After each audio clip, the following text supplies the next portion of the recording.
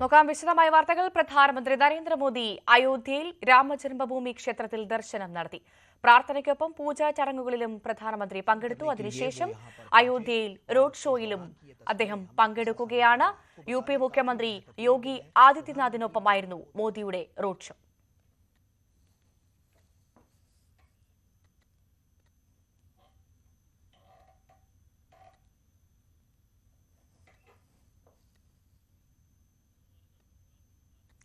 V R Karthika വാർത്തയുടെ വിശദാംശങ്ങളുമായി ചേരുന്നു.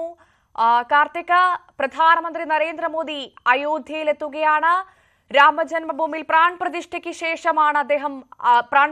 ശേഷം ആദ്യമായാണ് പ്രധാനമന്ത്രി അയോധ്യയിലെത്തുന്നതെന്ന പ്രത്യേകത കൂടിയുണ്ട്. വീണ്ടും അയോധ്യ ഒരു വിഷയമാക്കി, അല്ലെങ്കിൽ അയോധ്യയിലേക്ക് ജനങ്ങളുടെ ശ്രദ്ധ തിരിക്കാനുള്ള ഒരു നീക്കം കൂടി ഈ സന്ദർശനത്തിന്റെ ഭാഗമാണ് എന്ന് കരുതാമല്ലോ, അല്ലെ?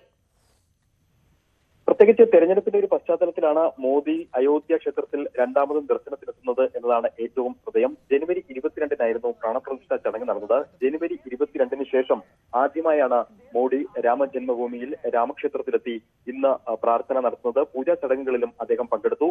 അതിനുശേഷമാണ് അദ്ദേഹം റോഡ് ഷോയിൽ പങ്കെടുക്കുന്നത്. നിലവിൽ റോഡ് ഷോ പുരോഗമിച്ചുകൊണ്ടിരിക്കുകയാണ്. അയോധ്യ നഗരത്തെ ആകെ ആവേശം കൊള്ളിച്ചുകൊണ്ടാണ് മോദിയുടെ റോഡ് ഷോ പുരോഗമിക്കുന്നത് എന്നതാണ് ഏറെ ശ്രദ്ധേയം. നേരത്തെ സുഗ്രീവ ഫോർട്ടിൽ നിന്നാണ് ഈ റോഡ് ഷോ ആരംഭിച്ചത്. അത് ലതാ ചൌക്കിലേക്ക് നീങ്ങുകയാണ്. 2 കിലോമീറ്റർ നീളമുള്ള 2 കിലോമീറ്ററോളം വരുന്ന ദൂരമാണ് ഈ റോഡ് ഷോ നടക്കുന്നത്. അത്തരത്തിൽ റോഡിന് ഇരുവശവും മോഡിയെ വരവേൽക്കാനായി ആയിരങ്ങളാണ് ഇപ്പോൾ അണിനിരന്നിരിക്കുന്നത്. ചിലർ പരമ്പരാഗത വേഷങ്ങളിലെത്തി മോദിയെ സ്വീകരിക്കുന്ന കാഴ്ചകൾ വരെ അയോധ്യയിൽ നിന്ന് നമുക്ക് കാണാൻ കഴിയുന്നുണ്ട്. ഏതായാലും റോഡ് ഷോ കടന്നു പോകുന്ന വീഥികളിലെല്ലാം മോദിക്ക് ഉജ്ജ്വല വരവേൽപ്പാണ് ലഭിക്കുന്നത്. മോദിക്കൊപ്പം യുപി മുഖ്യമന്ത്രി യോഗി ആദിത്യനാഥും ഉണ്ട്. 5ാം ഘട്ടത്തിലാണ് അയോധ്യ ഉൾപ്പെടുന്ന പ്രദേശം വിധി എഴുതുന്നത്. 5ാം ഘട്ടം എന്ന് പറയുമ്പോൾ മെയ് 20-നാണ് അയോധ്യ ജില്ല ഉൾപ്പെടുന്ന ഫസിയാബാദിലെ തെരഞ്ഞെടുപ്പ് നടക്കുന്നത്. ആ തെരഞ്ഞെടുപ്പിന് മുന്നോടിയായാണ് മോദിയുടെ റോഡ് ഷോ എന്നതും ഏറെ ശ്രദ്ധേയമാണ്. ഏതായാലും ഏറെ രാഷ്ട്രീയ പ്രാധാന്യം അർഹിക്കുന്നു ഇന്നത്തെ മോദിയുടെ രാമക്ഷേത്ര സന്ദർശനവും അതിനുശേഷമുള്ള റോഡ് ഷോയും. വലിയ തോതിലുള്ള ജനക്കൂട്ടമാണ് മോദിയെ കാണാനായി അയോധ്യയിൽ റോഡിന് ഇരുവശവും അണിനിരക്കുന്നത്. ഏതായാലും അല്പസമയത്തിനകം തന്നെ നേരത്തെ സുഗ്രീവ ഫോർട്ടിൽ നിന്ന് ആരംഭിച്ച റോഡ് ഷോ ലാൽ ചൌക്കിൽ അവസാനിക്കും. ഇന്ന് യുപിയിൽ 2 പൊതു റാലികളിലും മോദി പങ്കെടുത്തിരുന്നു. ഈ പൊതു റാലികളിൽ ഒന്ന് എറ്റാവയിലായിരുന്നു. എറ്റാവ എന്ന് പറയുമ്പോൾ സമാജ്വാദി പാർട്ടിക്ക് നിർണായക സ്വാധീനമുള്ള ഒരു പ്രദേശം കൂടിയാണ്. ആ സ്ഥലങ്ങളിലെല്ലാം അദ്ദേഹം കോൺഗ്രസിനെയും എസ് പിയെയും കടന്നാക്രമിച്ചുകൊണ്ടായിരുന്നു അദ്ദേഹത്തിന്റെ പ്രസംഗം എന്നതായിരുന്നു ഏറ്റവും ശ്രദ്ധേയം. സമാജ്വാദി പാർട്ടിയെയും കോൺഗ്രസിനെയും കടന്നാക്രമിച്ചുകൊണ്ടായിരുന്നു ഇന്ന് മോഡിയുടെ വാക്കുകൾ. സ്വന്തം താല്പര്യങ്ങൾ മാത്രം സംരക്ഷിക്കുന്ന പാർട്ടിയാണ് കോൺഗ്രസും എസ് പിയും എന്നായിരുന്നു അദ്ദേഹത്തിന്റെ വിമർശനങ്ങൾ. നേരത്തെ കോവിഡിന്റെ ഘട്ടത്തിൽ വാക്സിനെതിരെ സമാജ്വാദി പാർട്ടി നേതാക്കൾ സ്വീകരിച്ച നിലപാടടക്കം ചൂണ്ടിക്കാട്ടിക്കൊണ്ടായിരുന്നു അദ്ദേഹം വിമർശനങ്ങൾ ഉന്നയിച്ചത്. ഏതായാലും ഏറെ രാഷ്ട്രീയ പ്രാധാന്യം അർഹിക്കുന്ന ഒരു ക്ഷേത്ര സന്ദർശനം, അതിനുശേഷം റോഡ് ഷോ.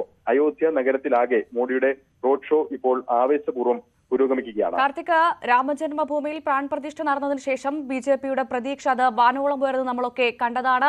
അതിനുശേഷം വീണ്ടും പ്രധാനമന്ത്രി അതേ സ്ഥലത്തേക്ക് അയോധ്യയിലേക്ക് എത്തുമ്പോൾ, പ്രത്യേകിച്ചും 3ാം ഘട്ട തെരഞ്ഞെടുപ്പ് നടക്കുന്ന സാഹചര്യത്തിൽ, നിർണായകമായ വോട്ടെടുപ്പ് നടക്കുന്ന സാഹചര്യത്തിൽ മോദി വീണ്ടും അയോധ്യയിലേക്ക് എത്തുമ്പോൾ അത് എത്രമാത്രം വലിയ പ്രതീക്ഷയാണ് ബിജെപിക്ക് നൽകുന്നത്? ആദ്യ 2 ഘട്ടങ്ങളിലായി യുപിയിലെ 16 സീറ്റുകളിൽ തെരഞ്ഞെടുപ്പ് പൂർത്തിയായി കഴിഞ്ഞിരുന്നു. ഏതാണ്ട് 60-നടുത്ത് സീറ്റുകളിലാണ് ഇനി തെരഞ്ഞെടുപ്പ് നടക്കാനുള്ളത്. ആദ്യ 2 ഘട്ടങ്ങളിലായി 16 സ്ഥലങ്ങളിൽ തെരഞ്ഞെടുപ്പ് നടത്തപ്പോൾ തന്നെ ബിജെപിക്ക് വലിയ ആത്മവിശ്വാസം ഉണ്ടായിരുന്നു. പക്ഷേ ഏറ്റവും ശ്രദ്ധേയം, ഉത്തരേന്ത്യയിൽ ബിജെപി ഏറ്റവും കൂടുതൽ സീറ്റ് പ്രതീക്ഷിക്കുന്നത് യുപിയിൽ നിന്നാണ്. യുപിയിൽ ആകെ 80 സീറ്റുകൾ. 2019 തെരഞ്ഞെടുപ്പിൽ യുപിയിൽ വലിയ മുന്നേറ്റം ഉണ്ടാക്കാൻ ബിജെപിക്ക് കഴിഞ്ഞിരുന്നു. 62 സീറ്റുകൾ അന്ന് ബിജെപിക്ക് ലഭിച്ചു. സമാനമായ സാഹചര്യം ഇത്തവണയും ഉണ്ടാകും എന്ന് ബിജെപി കണക്ക് കൂട്ടുന്നു. അതിനു കൂടിയാണ് അത്തരത്തിൽ യുപിയിൽ പരമാവധി നേട്ടം കൊയ്യുക എന്ന ലക്ഷ്യത്തോടെ ബിജെപി നടത്തിയ പ്രചരണങ്ങളുടെ ഭാഗം കൂടിയായി വേണം ഈ റോഡ് ഷോയെ നമുക്ക് കണക്കാക്കാൻ.